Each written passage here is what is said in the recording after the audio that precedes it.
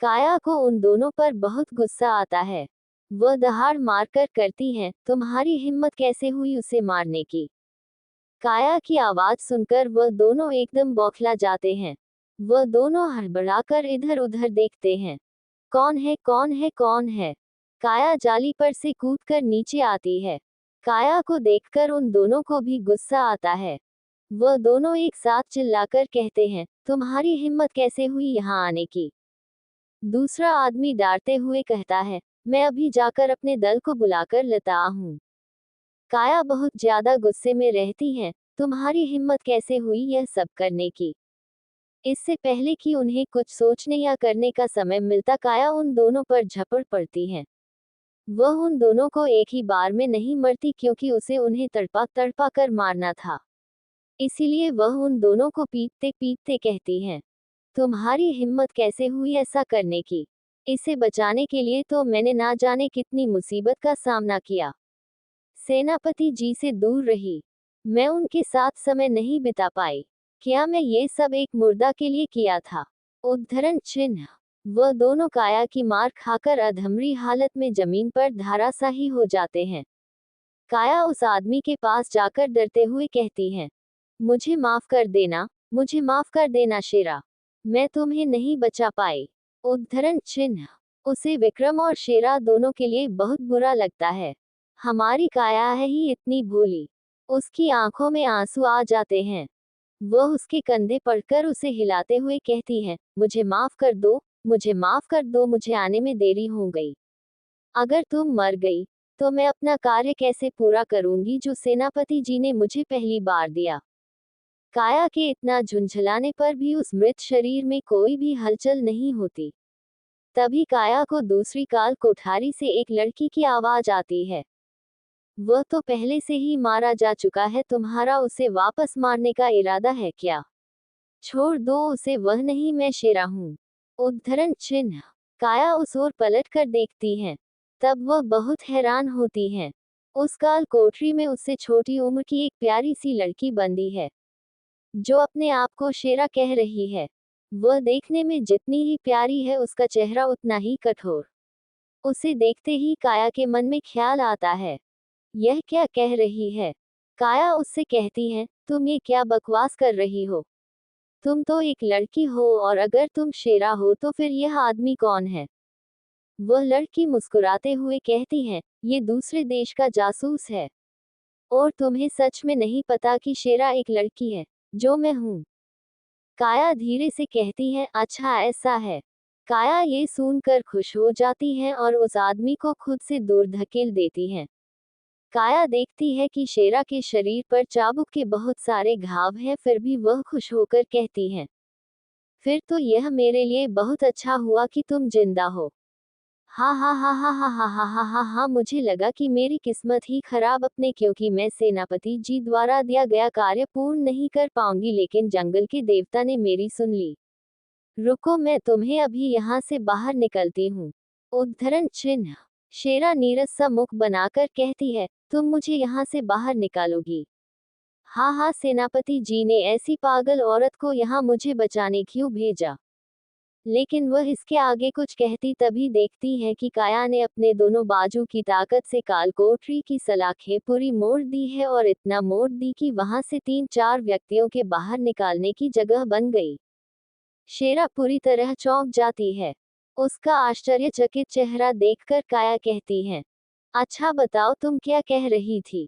शेरा हकलाते हुए कहती है, कर कुछ भी तो नहीं। शेरा मन में सोचती है, क्या ये सच में एक औरत है। कहीं किसी औरत के बीच में कोई आदमी तो नहीं। नहीं नहीं, देखकर तो नहीं लगता, फिर यह इतनी ताकतवर कैसे हो सकती है। इसने इतनी सारी सलाखें एक ही बार में मोड़ दी, सच में। काया फिर से शेरा की चोटों को देखती है। वह अपने दोनों हाथों से जंजीर पड़ती है, जिससे कि शेरा के हाथ पैर बांधे हुए हैं, और एक ही झटके में उसे तोड़ देती है। शेरा को ऐसा लगता है जैसे उसकी सांसें ही थम गई हो। उसने इतना ताकतवर आज तक किसी को नहीं देखा था। वह कुछ बोलने की कोशिश करती है, लेकिन चौंकने की वजह से नहीं बोल पाती। काया मुस्कुराकर उससे कहती है, अरे तुम्हें तो बहुत सारी चोट लगी है, पर तुम चिंता मत करो, मैं तुम्हें उठाकर ले चलती हूँ। शेरा फिर आश्चर्य से पूछती है, तुम मुझे अपने हाथों से उठाना चाहती हो? आखिर तुम्हें पता भी है मैं कौन हूँ? काया मासूमियत से जवाब देती है, हाँ मैं जानती हूँ तुम शेरा हो। ये कहकर वह शेरा को अपनी गोद में उठा लेती है। शेरा का मुंह खुला का खुला रह जाता है। काया के उसे आसानी से उठा लेने पर शेरा हैरान होती है।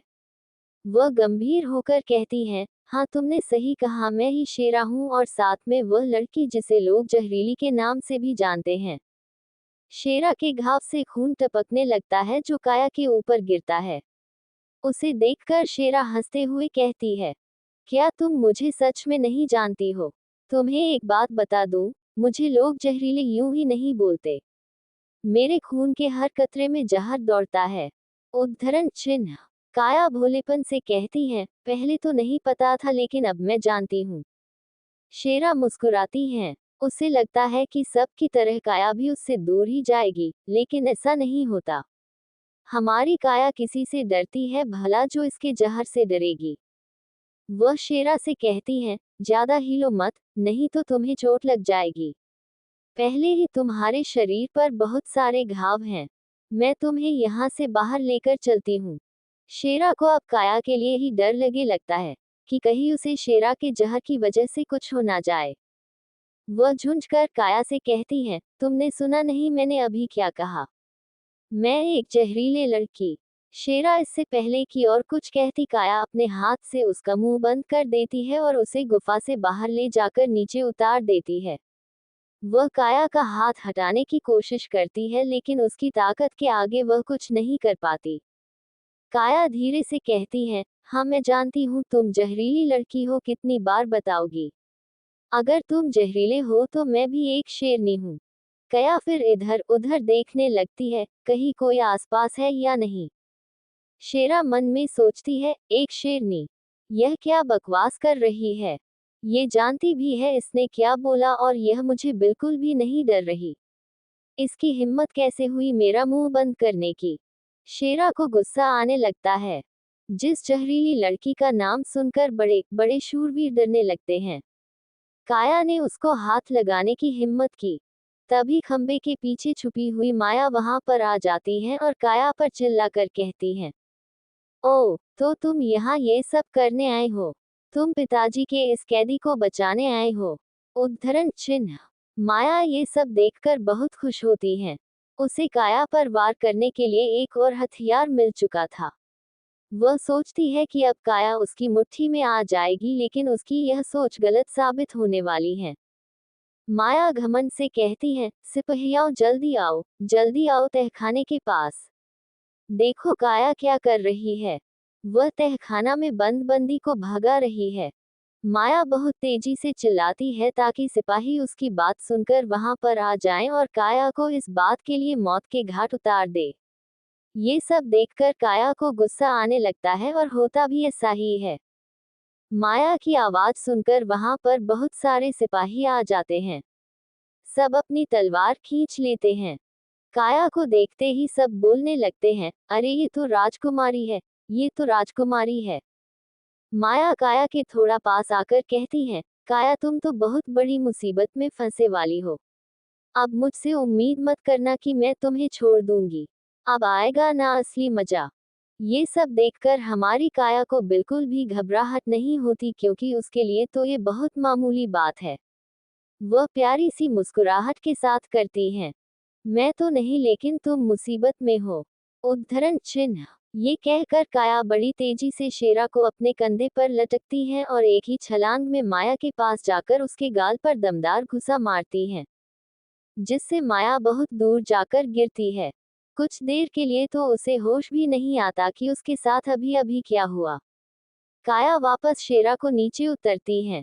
शेर को ऐसा लगता है जैसे उसे अभी ही उल्टी हो जाएगी। वह बहुत मुश्किल से खुद को रोकती है और काया को इतना निडर और ताकतवर देखकर वह हैरान भी थी, क्योंकि आज तक ऐसी लड़की उसने अपनी पूरी जिंदगी में कभी नहीं देखी थी।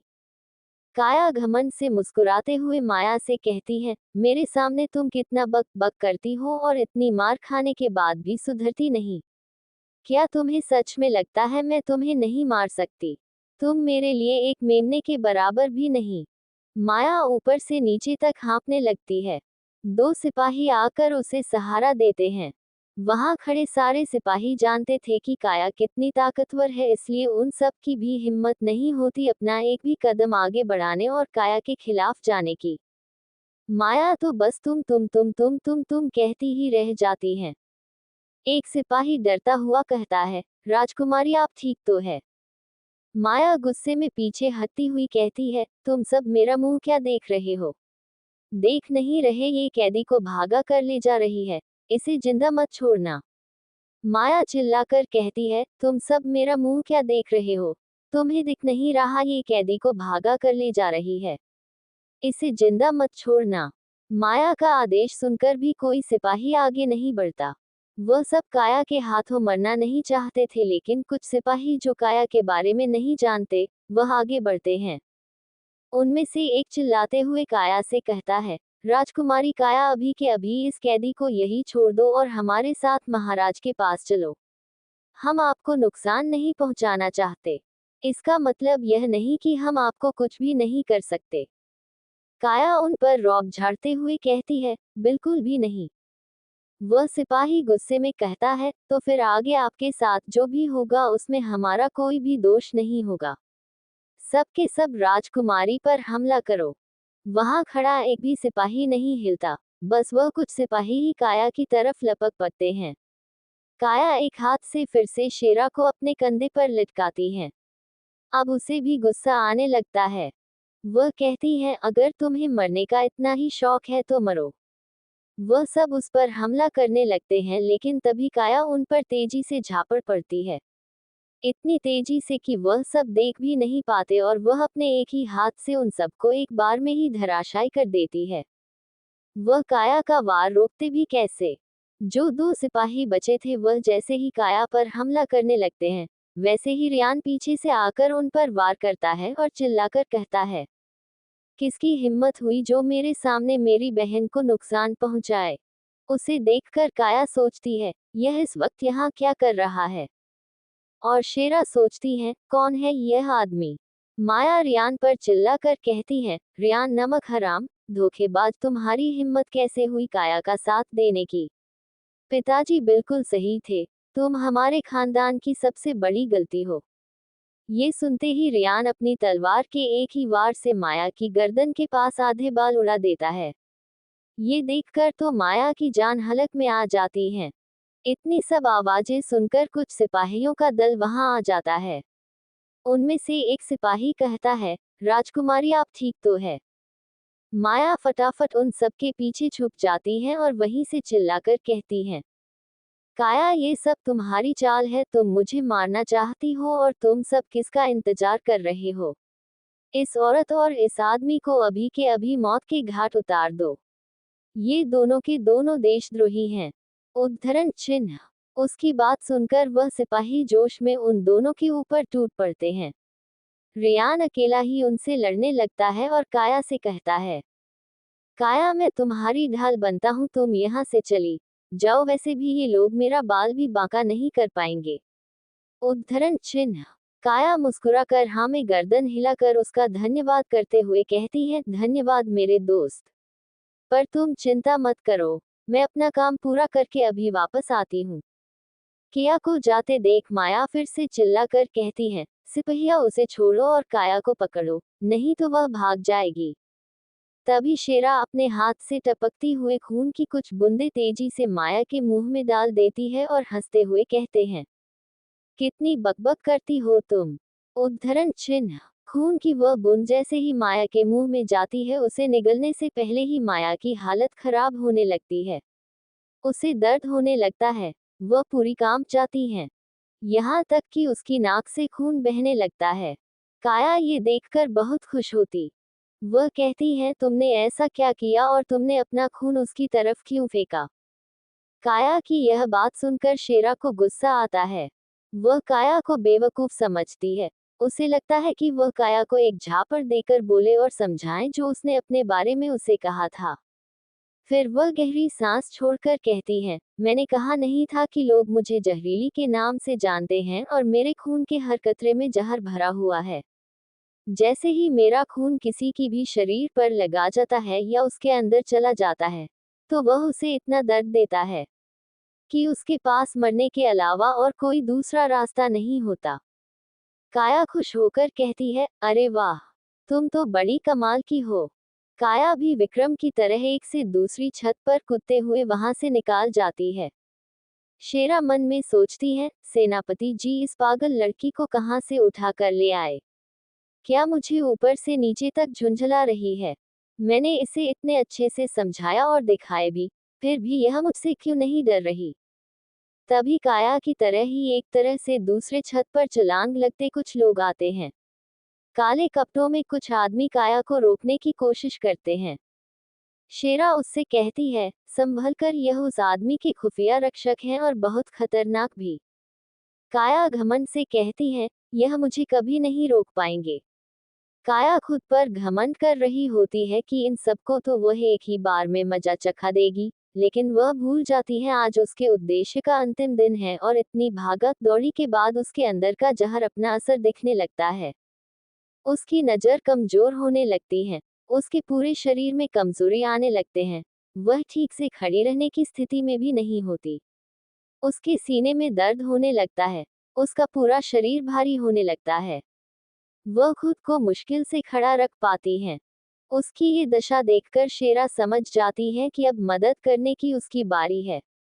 काया की आंखें देखकर वह समझ जाती है कि इसके शरीर में किसी प्रकार का जहर है।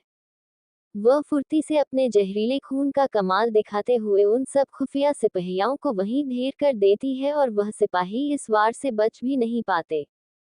काया शेरा से लड़खड़ाते हुए कहती है। वह शेरा को रोकने की और मदद करने की कहती है, पर शेरा उसकी एक नहीं सुनती। तभी एकदम से काया को खून की उल्टी होने लगती है, जिससे काया का दर्द बढ़ जाता है। उसकी पूरी ताकत लगाने के बाद भी वह खड़े रहने की स्थिति में बिल्कुल नहीं थी। सबके ढेर होने के बाद शेरा तसल्ली से काया की आंखों और उसके हाथों और उसकी नस को देखती है और वह पूरी तरह हैरान हो जाती है। शेरा की आवाज में हैरानियत साफ नजर आती है। ऐसा कैसे हो सकता है? इसके अंदर तो टूटता दिल जहर है, पर इतना खतरनाक जहर इसके शरीर में आया कैसे और उसके बाद भी यह यहाँ तक मुझे बचाने आई। ये तुमने क्या किया? अब तो ये जहर भी अपना असर दिखने लगा है। उद्धरण चिन्ह। शेरा देखती है कि इतना दर्द होने के बावजूद भी काया की आंखों में ना तो डर है ना ही दर्द अपना असर दिखा रहा है। काया मन में सोचती है, ऐसा कैसे हो सकता है? कोई भी जहर मेरे शरीर पर इतना तेज कैसे असर कर सकता है? चलो छोड़ो, दर्द तो होता रहेगा, पहले मुझे शेरा को उसकी सही जगह पर पहुंचाना होगा। यहाँ पर बहुत खतरा है। ये सोचकर काया उठने की कोशिश करती है। बड़ी मुश्किल से खड़े होने पर वह शेरा के गाल पर बहुत ही प्यार से हाथ रखती है और नरमी से कहती है, शेरा, सेनापति जी ने तुम्हारी जिम्मेदारी मुझे दी है। मुझे तुम्हें सही सलामत सेनापति जी तक पहुंचाना है, तो मैं तुम्हें कोई भी नुकसान नहीं पहुंचने दे सकती। उद्धरण चिन्ह। तुम। शेरा को ये सुनकर बहुत गुस्सा आता है। वह काया पर चिढ़ती है। शेरा मन में, कैसी औरत है ये? इतने दर्द में होने के बाद भी इसे मेरी चिंता है, जबकि यह अच्छे से जानती है जब तक मैं खुद के काबू में हूँ मुझे कोई भी नुकसान नहीं पहुंचा सकता। काया की हालत देखकर शेरा अपना गुस्सा काबू करती है, और वह भी बहुत ही नरमी से कहती है, देखो, मैंने तुम्हें कितनी बार बताया है कि मैं वही जहरीली लड़की हूँ जिससे हर कोई डरता है। तुम्हें मेरी इतनी चिंता करने की कोई जरूरत नहीं। कोई भी मुझे नुकसान नहीं पहुंचा सकता। उद्धरण चिन्ह। काया मुस्कुराकर कहती है, अच्छा ठीक है। काया बड़े ही प्यार से शेरा के सर पर हाथ फेरती है, जैसे विक्रम उसके सर पर फेरा करता था जब वह जरा थी। पर अब आगे का काम तुम मेरे ऊपर छोड़ दो। मैं तुम्हें सुरक्षित सेनापति जी के घर लेकर चलती हूँ। उद्धरण चिन्ह। ये सुनकर न जाने क्यों शेरा की आंखें भर आती है। शेरा मन में सोचती है, बचपन से ही मुझे जहरीली चीजों से बहुत ज्यादा लगाव था, इसलिए मेरे अपनों तक ने मुझे मरने के लिए छोड़ दिया। आज भी सब लोग मुझसे डरते हैं, कुछ लोगों ने तो मुझे राक्षस तक की उपाधि दे रखी है, लेकिन तुम बिल्कुल अलग हो। आज पहली बार है जब किसी ने इतने प्यार से मेरे सर पर हाथ रखा है। कितनी पागल हो तुम। उद्धरण चिन्ह। दोस्तों, जैसा कि आप जानते हैं, हमारी शेरा की उम्र बहुत कम है। उसने अपनी जिंदगी में बहुत सारी कठिनाइयों का सामना किया है। इसीलिए शायद उसे हमारी काया कुछ ज्यादा ही अच्छी लगी, और लगे भी क्यों ना, हमारी काया है ही ऐसी। काया अपने कंधे पर वापस शेरा को उठा लेती है और अपनी पूरी ताकत के साथ सेनापति के घर दौड़ पड़ती है।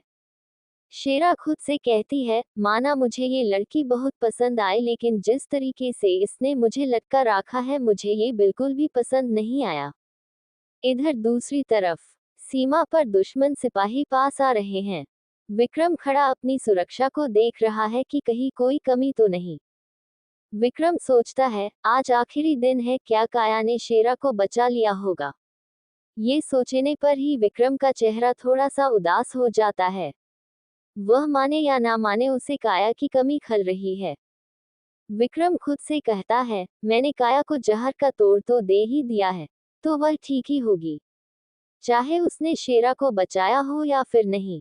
शेरा के जतन करने पर आखिरकार काया को होश आ ही जाता है। काया जैसे ही होश में आने लगती है, उसे अपने पिछले जन्म की बातें याद आने लगती हैं, जब वह शेरा थी। कि किस तरीके से युद्ध के मैदान में विक्रम घायल होता है और जारा उसको बचाने के लिए अपनी जी जान लगा देती है। लेकिन फिर भी विक्रम मरते मरते बचता है। काया एकदम से चौंक कर कहती है। उसकी चीख की गूंज दूर दूर तक सुनाई देती है। सेनापति जी, आप ऐसा नहीं कर सकते। उद्धरण चिन्ह। काया पसीने में लथपथ घबराती हुई इधर उधर देखती है और फिर राहत की सांस लेती है। काया कहती है, ये तो सेनापति जी का कमरा है। इसका मतलब अभी सेनापति जी ठीक है। लेकिन फिर उसे याद आता है कि विक्रम तो युद्ध में ही गया है। फिर से उसके माथे पर सिकन की लकीरें नजर आती है। अरे हाँ, मैं तो बेहोश हो गई थी। काया उठकर बैठती है। मैं यहाँ बिल्कुल भी नहीं रुक सकती, मुझे सेनापति जी के पास जाना ही होगा। उद्धरण चिन्ह। काया खड़ी होती है। उसे अपने शरीर में थोड़ी कमजोरी तो महसूस होती है, लेकिन पहले की तरह बिल्कुल भी नहीं। वह आसानी से खड़ी हो पाती है और चल फिर भी पाती है। वह कमरे से बाहर जाने लगती है कि तभी उसे गुर्राने की आवाज आती है। यह आवाज कमरे में ही उपस्थित दूसरे दरवाजे से आ रही थी, जिसके पीछे जारा का कमरा था। आवाज सुनते ही काया समझ जाती है कि यह आवाज जारा की आवाज। काया को अपने कानों पर यकीन ही नहीं होता। वह जल्दी से जाकर दरवाजे को खोलने की कोशिश करती है। काया खुद से कहती है, ये तो नामुमकिन है। जारा पर कैसे? वह यहाँ पर कैसे हो सकते हैं? उसे तो सेनापति जी के साथ होना चाहिए था। जब काया से दरवाजा नहीं खुलता तो वह अपनी ताकत का प्रयोग कर एक ही लात में दरवाजे को तोड़ देती है। दरवाजा तोड़ते ही जारा उसके पास चली आती है। वह देखती है कि जारा दरवाजे को खोलने की पूरी कोशिश कर रही थी, जिससे कि उसके पंजों में भी जगह जगह चोट लगी हुई है। काया उसके सर पर हाथ फेरती है और प्यार से पूछती है, जारा तुम यहाँ क्यों हो, और मुझे बताओ सेनापति जी तुम्हें अपने साथ क्यों नहीं लेकर। उद्धरण चिन्ह। काया मन में सोचती है, जारा यहाँ है तो सेनापति जी को बचाने का एकमात्र उपाय भी मेरे पास था, लेकिन अब तो पता नहीं उन्हें कौन उस राक्षस से बचाएगा। काया देखती है कि जारा भी चिंता में है, लेकिन फिर भी वह काया को शांत करने के लिए बड़े प्यार से काया के हाथ को सहलाती है और काया से कहती है, बड़ी बहन, अच्छा हुआ तुम वापस आ गई। सेनापति जी यहाँ पर आए थे, लेकिन वह इतनी चिंता में थे और इतनी जल्दी में भी थे कि वह अपने साथ मुझे ले जाना ही भूल गए, और पता नहीं क्यों पर मुझे बिल्कुल भी अच्छा नहीं लग रहा। मैंने सुना है कि बार का युद्ध बड़ा ही खतरनाक है। अब मुझे सेनापति जी की चिंता हो रही है। वहीं दूसरी तरफ रसोई में काका और शेरा मिलकर बर्तन में कुछ उबाल रहे होते हैं। शेरा कुछ पीसकर उसमें डालती है, जबकि उसे बहुत ज्यादा दर्द हो रहा होता है। उसको इतने दर्द में देखकर काका कहते हैं, शेरा, राजकुमारी जी को बचाने के लिए तुमने अपने हृदय का रक्त निकला है। तुमने ऐसा क्यों किया बेटी? क्या तुम्हें पता नहीं कि राजकुमारी जी ने ही तुम्हारे भाई जय सिंह को मारने की पूरी कोशिश की थी और तुम्हारा भाई मरते मरते बचा था। उद्धरण चिन्ह। शेरा दर्द में भी नटखटपने से कहती है, तो क्या हुआ काका? वैसे भी मैंने कौन सा उसे अपना भाई माना है। मैं वह अनाथ हूँ जो इतने दोनों से अपने मौत की प्रतीक्षा कर रही थी, और मुझे बचाने वाला मेरा भाई नहीं बल्कि राजकुमारी है। और आज से राजकुमारी की रक्षा खुद में करूंगी। मैं हर उस इंसान को तड़पा तड़पा कर मारूंगी जो राजकुमारी को नुकसान पहुंचाने की कोशिश करेगा। काका गहरी सांस छोड़ते हुए हल्के से मुस्कुराकर कहते हैं, बेटा तुम भी ना कभी नहीं सुधरोगी। विक्रम सीमा पर खड़ा काया के बारे में सोच ही रहा होता है कि काया क्या कर रही होगी, क्या उसने शेरा को बचाया होगा। तभी एक सिपाही दौड़ता हुआ विक्रम के पास आता है। सेनापति जी, हमारे भेजे हुए खुफिया जासूस ने बताया है कि दुश्मन सेना अभी हमसे 3 मील दूर है। ये तो हमसे बहुत करीब है सेनापति जी। उद्धरण चिन्ह।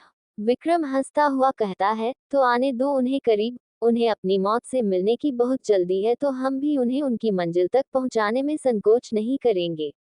जो जाकर दरवाजा खोलो और उन पर हमला करो। विक्रम इतने जोश में कहता है कि वह सिपाही भी उसे देखकर जोश में आ जाता है। वहां कर विक्रम का आदेश सबको सुनाने चला जाता है। युद्ध शुरू हो जाता है। युद्ध में सब अपनी शक्ति का पूरा इस्तेमाल कर रहे हैं, लेकिन दुश्मन सेना ज्यादा होने के बावजूद भी विक्रम को देखकर वह कांप रहे हैं।